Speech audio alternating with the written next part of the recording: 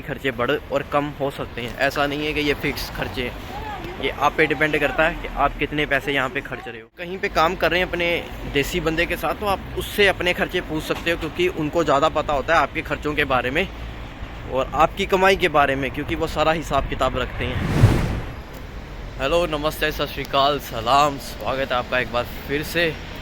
और मैंने एक वीडियो में सैलरी की बात करी थी, यहाँ पे पुर्तगाल में कितनी सैलरी है।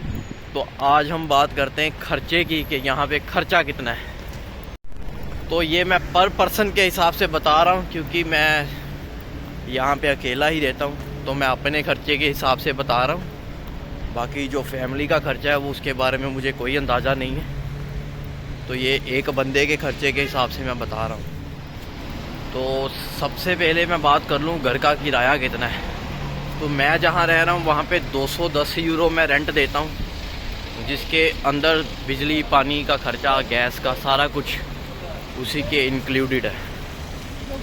और तकरीबन 200 यूरो के आसपास आपको जो है यहाँ पे जगह मिल जाती है रहने की एक बंदे को, और आपको 3-4 लोगों के साथ एक कमरा जो शेयर करना पड़ सकता है यहाँ पे।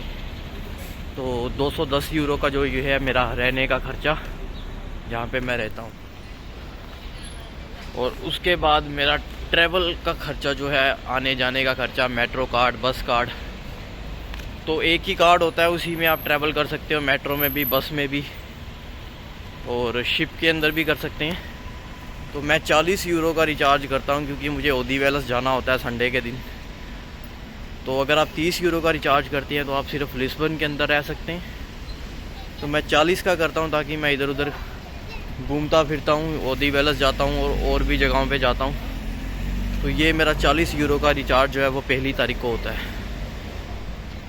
और तीसरा खर्चा यहाँ पे जो होता है वो होता है आपके फ़ोन का।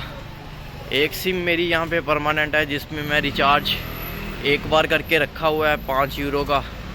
तो वो बैलेंस उसी में रहता है, कभी आप उसे यूज़ करोगे तो आपको दोबारा रिचार्ज करना पड़ता है, वरना आपका एक परमानेंट नंबर में आप 5 यूरो 10 यूरो रख सकते हैं और वो वैसे ही रहते हैं। दूसरा मैं सिम यहाँ पे लेता हूँ इंटरनेट के लिए, क्योंकि आपको 10 यूरो के अंदर 25 GB तक का इंटरनेट मिल जाता है। 20 से 25 GB का, वो 10 यूरो का है।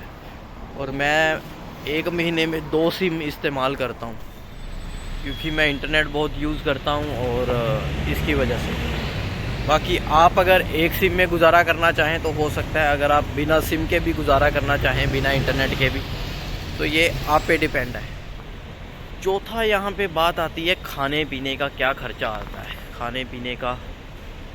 तो वो भी आप पे डिपेंड करता है कि आप कितना खाते हैं, क्या खाते हैं, ये भी आप पे डिपेंड करता है।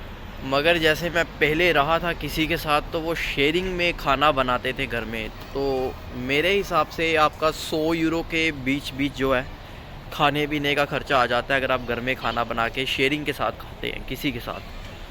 तो आपका 100 यूरो के आसपास जो है वो आपका खाने पीने का खर्चा आ जाता है। बाकी मैं अपनी बात करूं तो मेरा भी 100 यूरो के आसपास जो है वो खाने पीने का खर्चा आ जाता है, अगर मैं सिर्फ ब्रेकफास्ट ही करता हूं, क्योंकि मैं लंच और डिनर जो है काम पे कर लेता हूं। मगर सिर्फ मेरा ब्रेकफास्ट ही जो है मुझे 100 यूरो के आसपास पड़ता है,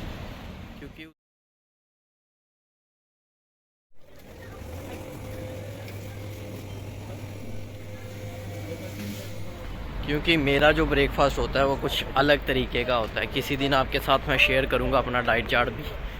तो और अगर मान लो आपका कहीं बाहर खाने का मन कर रहा है, तो अगर आप किसी इंडियन नेपाली रेस्टोरेंट के अंदर खाना खाना चाहते हो, तो आपका 15 यूरो एक बंदे का जो है वो मिनिमम खर्चा जो है वो आता है। और बिना डिज़र्ट्स के, बिना मीठे के आप जो है सिर्फ खाना ही खाओगे और उसके अलावा और कुछ नहीं। तो 15 यूरो यहाँ पे एक बंदे का रेस्टोरेंट में खाने पीने का खर्चा है। और उसके अलावा अगर आपने कुछ ख़रीदना है, कोई और आपका फालतू खर्चा, जैसे अभी मेरा फिजियोथेरेपिस्ट के पास फालतू नाजायज़ ही खर्चा हो गया, तो हर महीने कुछ ना कुछ ऐसा खर्चा आपका जो है वो आप मान के चलो हो ही जाता है। 40-50 यूरो का जो है वो आपका, कभी कुछ चीज़ लेने वाली है, कोई कुछ ख़राब हो गया तो ये 50 यूरो आप साइड पे रखो। और बाकी आप पे डिपेंड करता है आपने कहाँ खर्चने कहाँ नहीं खर्चने। यहाँ पे जो बेसिक खर्चे हैं वो बता रहा हूँ, और इसके अलावा भी आप खर्च सकते हो, ये आप पे डिपेंड कर सकता है। और इससे कम भी आप कर सकते हो। अगर आप मान लो कहीं 150 यूरो की आपको बेड स्पेस मिल गई है जहाँ पे 6 बंदे रह रहे हैं, तो ये खर्चे जो हैं ये आप पे डिपेंड करते हैं, कुछ फ्लक्चुएट होते रहते हैं। और हो सकता है आप 300 यूरो भी बेड स्पेस कहीं पे ले सकते हो। तो यही खर्चे बढ़ और कम हो सकते हैं, ऐसा नहीं है कि ये फिक्स खर्चे हैं। ये आप पे डिपेंड करता है कि आप कितने पैसे यहाँ पे खर्च रहे हो। और दूसरी बात, अगर आप कहीं पे काम कर रहे हैं अपने देसी बंदे के साथ, तो आप उससे अपने खर्चे पूछ सकते हो, क्योंकि उनको ज़्यादा पता होता है आपके खर्चों के बारे में और आपकी कमाई के बारे में, क्योंकि वो सारा हिसाब किताब रखते हैं। तो अगर आप किसी देसी बंदे के पास काम कर रहे हो तो आप उससे पूछ सकते हो कि क्या खर्चा आ रहा है मेरा। बाकी यही थे खर्चे आज के। और 1 तारीख को आपका जो है 250 से 300 यूरो तो आपका जाना ही जाना है, बाकी के बाद में होते हैं। और आज का जो वीडियो है वो यहीं ख़त्म होता है। हम आज का जो व्लॉग है, वीडियो है, वो यहीं समाप्त करते हैं। और जितने भी मेरे मुसलमान भाई हैं उन सभी को ईद की बहुत बहुत मुबारकें। ईद मुबारक। और मिलता हूँ आपको किसी और वीडियो के साथ। तब तक के लिए शुक्रिया, मेहरबानी, धन्यवाद।